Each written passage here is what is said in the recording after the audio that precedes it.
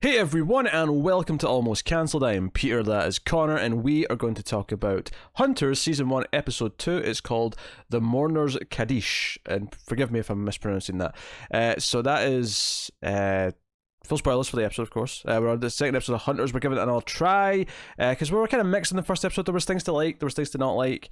We're seeing how we feel about Episode 2, which is more of the typical length that it's going to be going throughout the season. And I think the first thing I would say is that I did feel the benefit of having half an hour less. Like the pacing certainly benefited from that. It did, yeah. There's no doubt about that. And I think it went further with its pulpiness at points, and at those points I was really into how far it was going with the pulpiness. I particularly enjoyed the sort of roll call segment early on.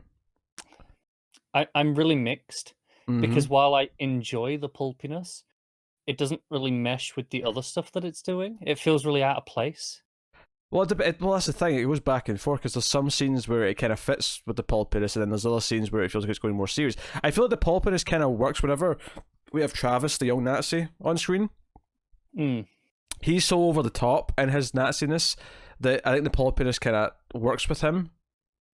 Yeah, I'm with you on that or one. Or even when, because there's a scene in this episode where the Colonel, we all have one, well, we have two. There's one where she ignores Biff's phone call, but there's a scene where she goes to tell like a senator or someone she's going to blackmail to stop blocking a thing, but she walks in on him while he's having sex with his secret gay partner, and they're doing like Star Trek roleplay. As they're having sex, and he's yelling out, "F me, you half Vulcan F." Like that is a line of dialogue in this episode, and I can't deny that made me laugh out loud. And maybe that's where I see the Tarantino comparison you were trying to get to. I told you. But it's not constantly that, certainly, and there's definitely darker scenes.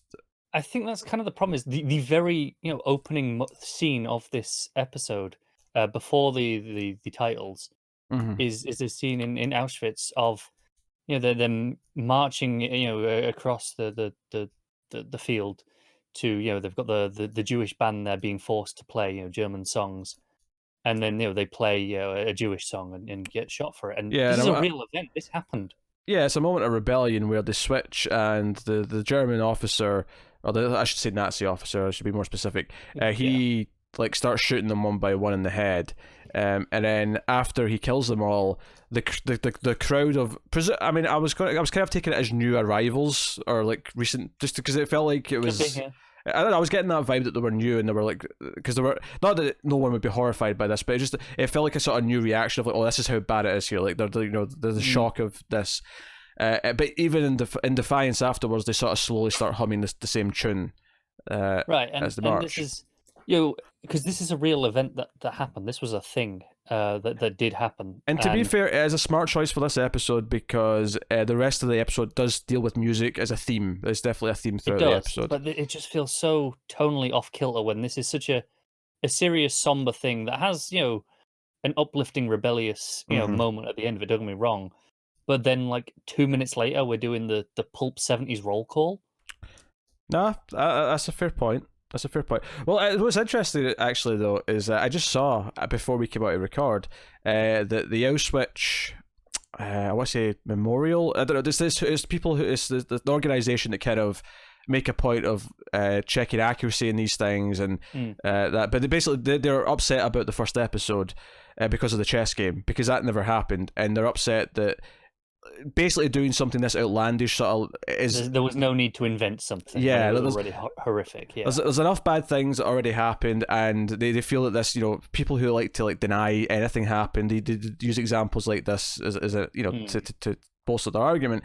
And I think it's an interesting debate because obviously in almost any other subject, for the most part, we're pretty gung-ho about make up shit whatever you want, but when you're dealing with real history, it gets a bit murkier, of course. And then when you're dealing with something as serious as this, understandably, some people are really upset if you take any leeway with the truth or what you're doing. Honestly, there's a middle ground where I'm okay with on a personal level. Obviously, I'm not speaking for anything officially. Obviously, I'm okay with them doing the chess game, for example, because it's not done in poor taste, right?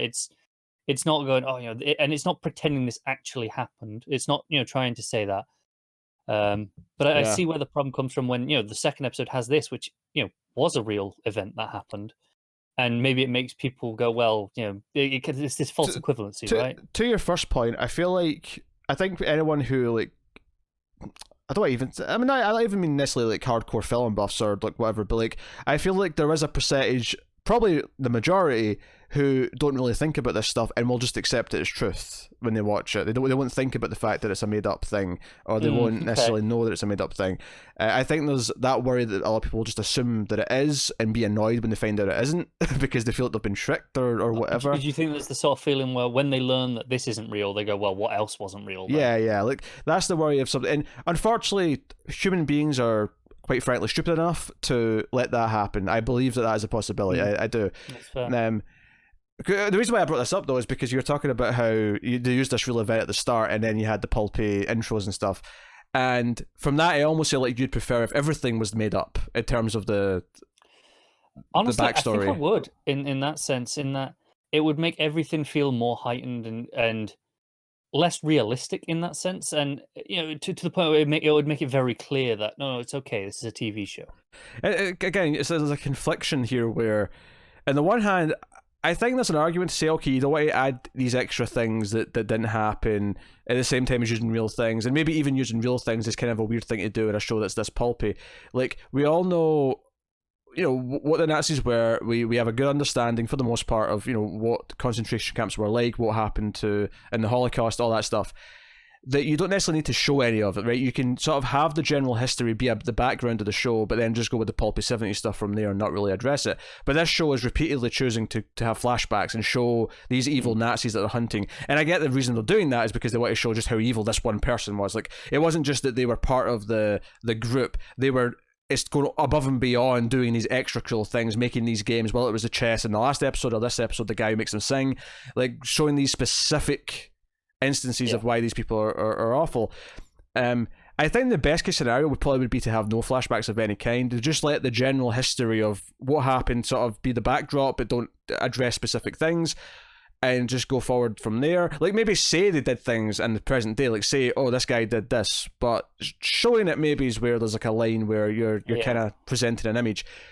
But at the same time, I understand why you want to, and maybe that, because you could almost be accused of not showing flashbacks, of feeling like you're being a bit of a coward for not going back there and showing the real horror of it. But the problem is that people who care about the authenticity, it's like, well, this isn't the real horror. There was real horror, but this wasn't the actual real horror they faced. There was other things.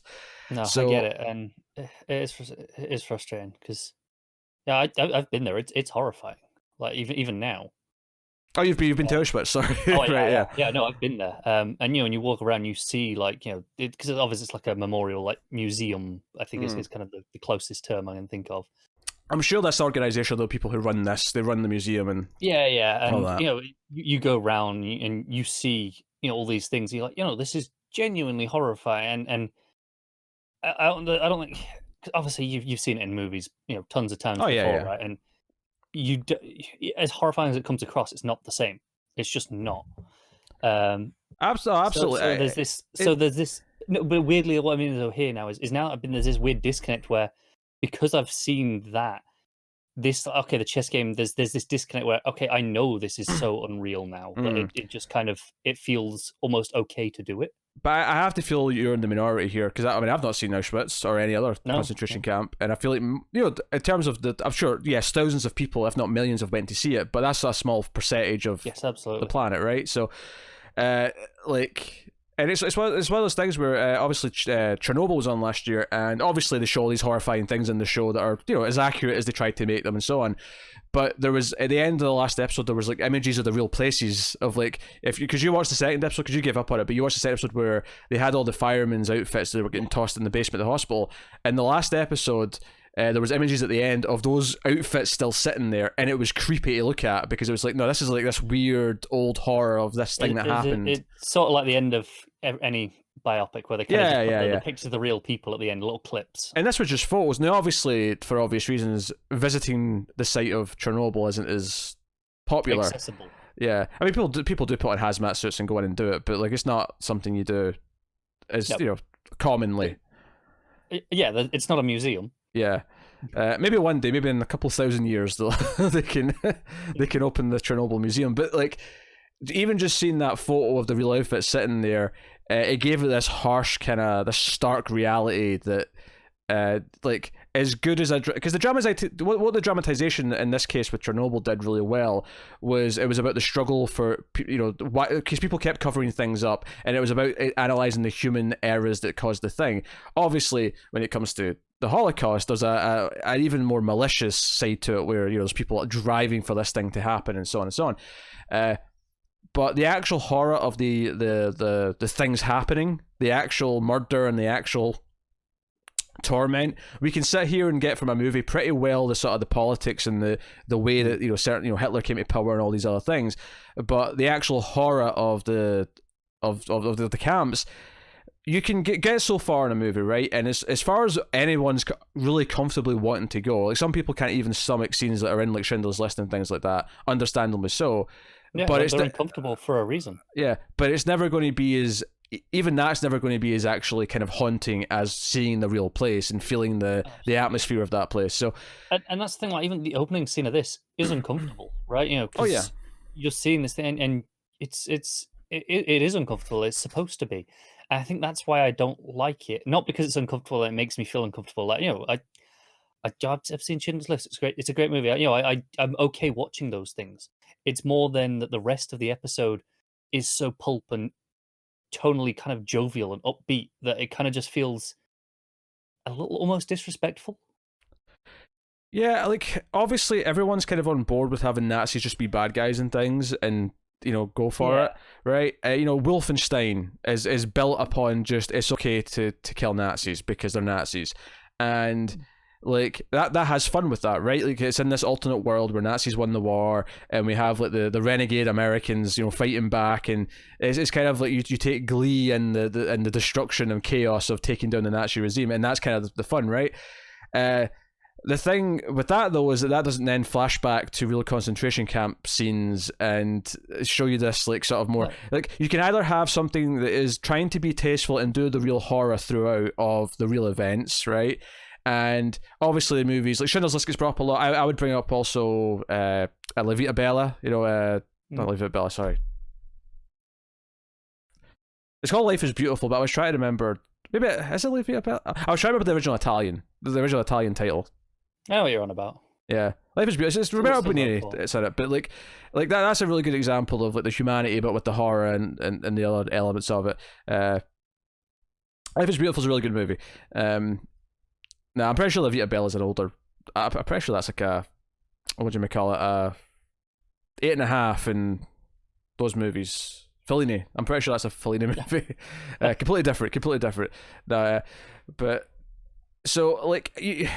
It is this conflicted thing because I found myself watching this episode and kind of enjoying almost every scene on their own, like in different ways. Like I was enjoying the scene where they find this guy, this Nazi, and they have him like strapped to the piano, and they find the secret room. And they're trying to figure out what they're broadcasting to each other, and I enjoyed like the various interactions where the was it. Lonnie Flash, who's like the movie actor who's with them, and he's kind of like this kind of likable sleazeball, and Roxy kind of like joking because after the whole because this is all in Jonah's head when he imagines this roll call as they're explaining who each of them are, and it's like they all get these like title cards where it's like, okay, this is Meyer and he's holding a chess piece and that's like his graphic, and it's like it's all to compare this to wrestling for a second. This is the kind of thing that when a wrestler comes out is on their Titantron, like the big video screen, they'll have like a sort of graphic with their face or the logo. This is what this was. I'm gonna pretend I know what any of those words were. The only word that was new to you is Titantron. Yeah, it was, but that was like such a whole new word that I was like, what? You've heard of Jumbotron though, right? Sure, but I didn't really make the connection until you've just said that. So he's imagining all this, and each the couple get one as a pair, but you get the nun, you get all the others, and then it gets to later when he's just thinking about himself, and he gives himself the name, the code, because they all have like their own little name, right? Their own little sort of code name, and he comes up with the code breaker for himself, which kind of fits what he does, right? Where he spots patterns and things like that. And Roxy says, "Oh, you were mumbling to yourself. Are you okay?" He sort of snaps out. He's like, "Oh yeah, I was just something in my throat. It was weird." And she's like, "Yeah, okay, code breaker." And kind of like smells it. And I'm like, "Yeah, I'm kind of like I think that stuff is good in this episode because it's actually building this ensemble between them, and I think adding these colourful characters has made it more entertaining. Like, I think Jonah on his own last episode was okay, but it did drag at parts. I think mixing him with all these very sort of colourful characters is a benefit to just those scenes. Like, all of a sudden they're far more entertaining. Also, Jonah's a little bit frustrating in this episode because he tries to be nice to the Nazi, and you're like, just kill the Nazi, it's fine. I mean, I don't mind the struggle to an extent, because this is like, okay, this is why you're better than him, because you actually struggle with this. Everyone else has gotten used to it, right? And a lot of these, I mean, some of them are old enough that they were in the camp, so they really like feel it. But I mean, again, this is something like 30 years ago. Yeah. So, but he like, obviously he's got a conscience, so he does feel this element of guilt or this element of mercy, and it almost cost him a lot anyway, but it almost cost him his life. Obviously, he gets saved last second, but that is what it is. And I know there was a little bit of progression. There was a bit of the other subplots that we had in the first episode. Millie, the FBI agent, she goes and investigates the brother of the victim from the first episode. Finds out that he was already dead, but does go snooping in his house and finds like a box of teeth. Some. Yeah, it looked like he ripped a lot of teeth out. Yeah, so that was a thing he did.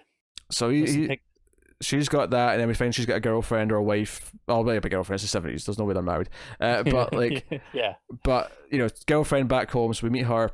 But the cop that was helping her gets tortured, because Travis is on his way there, and there's a scene where he's on the plane, and there's this kid annoying him in the next seat, and he finds out he's allergic to peanuts, so he immediately goes, "Oh, I'll take some peanuts," and it's like, "Oh God, what's he gonna do with the peanuts?" Like that's your first thought. And the mother's there, just like pulling the kid closer to her, just like get away from the peanuts. And he's talking about how like even allergies are a sign of like being impure, and like even to him even that's something to just get rid of, to make the it's just natural selection. It's just you shouldn't have them. We'll just get rid of just die and don't pass anything on. Yeah, so very intimidating scene, and then he shoots the family members of the cop, gets him to speak about who else knows about this photograph of the scientist and Hitler, and then we don't get to see it, but presumably he probably just kills them all. It definitely gives you that vibe. I assume so, and I'm glad we didn't see that because she was very heavily pregnant. Oh yeah, that'd have been a dark scene. It showed some restraint and not just showing it. Which is... I mean, because when we saw him shoot them, it was just in the leg, and it's like that's fine. Yeah, and then the final sort of after the title, the title card at the end, because this is what they've done 2 episodes now. Is the title? It threw me off on the first one, and I was like, okay, I'm gonna be ready for it. And then I watched this one, and the title came up and went, okay, done. And then it comes back on like 5-6 seconds later. I went, oh god damn it, it happened again. Because the other thing where the Nazi tells him that he's going to have this ringing in his ears because of the gunshots and like the torment of like doing what he's doing, and he's never going to like stop, because that's why I made them sing, to try and hear the music again, to like drown out the ringing. So the episode kind of ends with him ringing, but the final little scene after the title card is we don't see any faces really. We just see like other secret Nazis who are clearly planning something for July in New York. I can't remember what the exact date was. It was like July 13th, I think. But it was like they've got something planned. They're planning some sort of big attack or something. So do we know what the date is now? Because I'm not entirely sure when it is.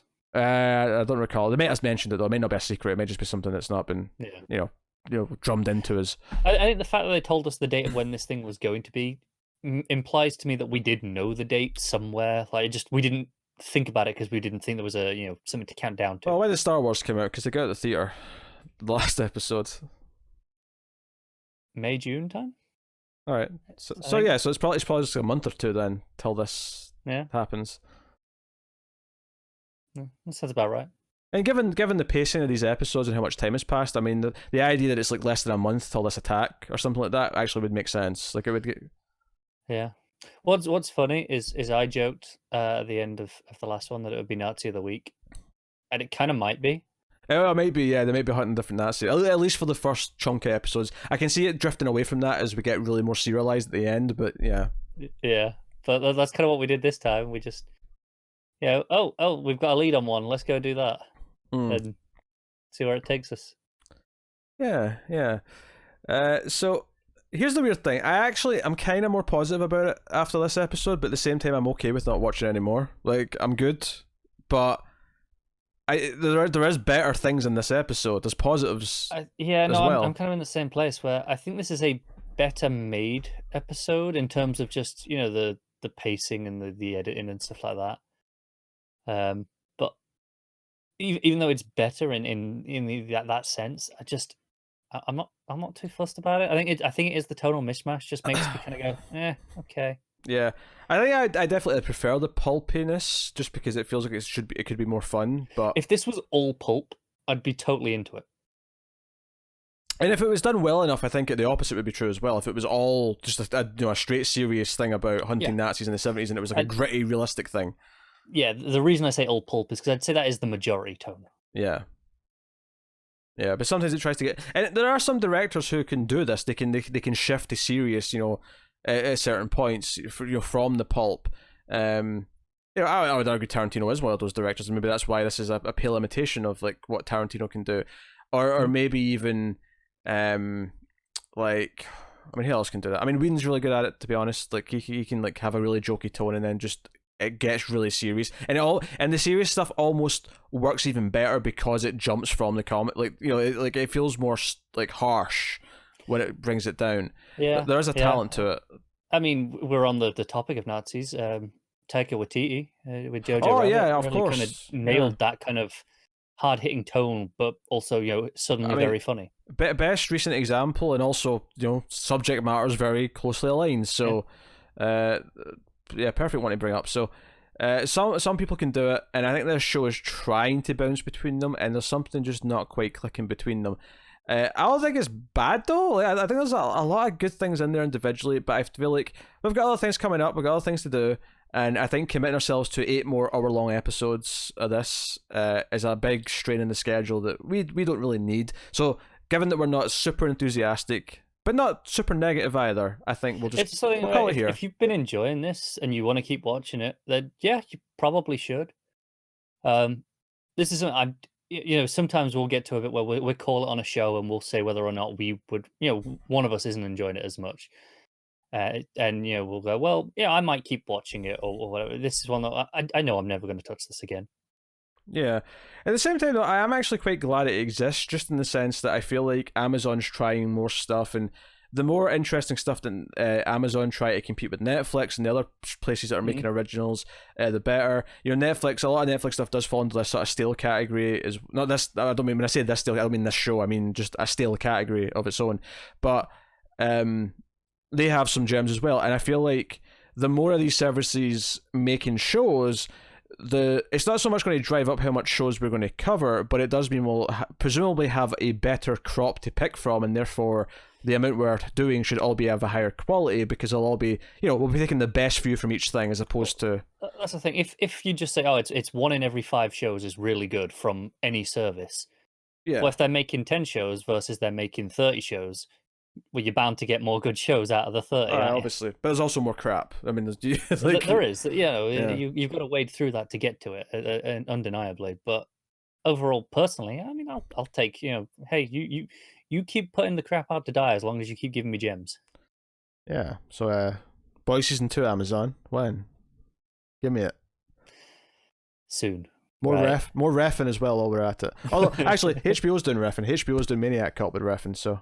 We've got that to look forward to. Aren't they? I forgot about that. Yeah. That is not going to be as unfiltered reffing, but... Plus, it's worth mentioning that, the time of recording, tomorrow we'll be doing our first episode of the new season of Better Call Saul, and then Westworld's back next month, and I did watch the new trailer for it, and I would say do not watch it. I mean, I'll forget most of it anyway, but it does show a lot. I'll just say, oh baby.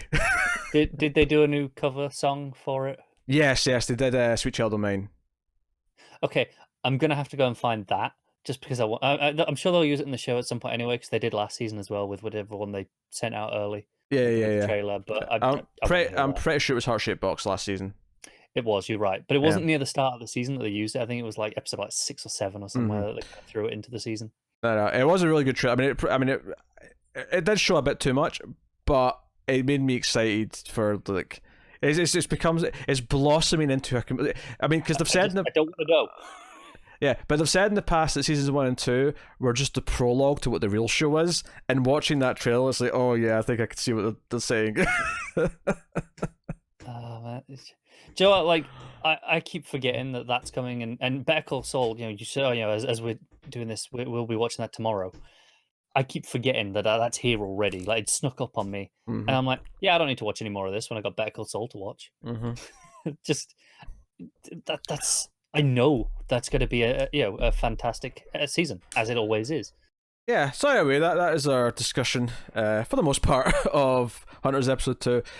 So if you like the show, keep watching it. Let us know in the comments. Come back and let us know how it wraps up, and if it's good the way through, if it gets better, if it gets worse, if the tone mishmashed, if you assuming you agree with what we're saying, if that's still there by the end, do tell us. But that is the review. So thank you very much for watching. If you want to support us, you can go to patreon.com/MailFuzzTV and support us for as little as $1 per month. Get some bonuses for your troubles. You can, of course, also like, subscribe, and all that other jazz. Ding the bell on YouTube for notifications. But otherwise, that is us. So thank you once again for watching or listening. We always appreciate it. Keep watching TV, guys. Have you got any vanilla?